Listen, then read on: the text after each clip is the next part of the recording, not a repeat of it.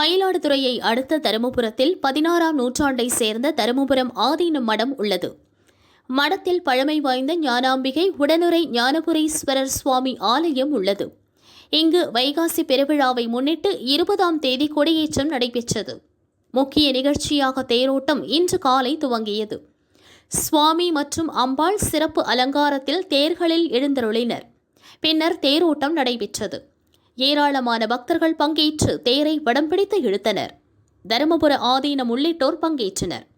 விழாவின் முக்கிய நிகழ்ச்சியான பட்டின பிரவேசம் நிகழ்வு நாளை மறுதினம் நடைபெற உள்ளது.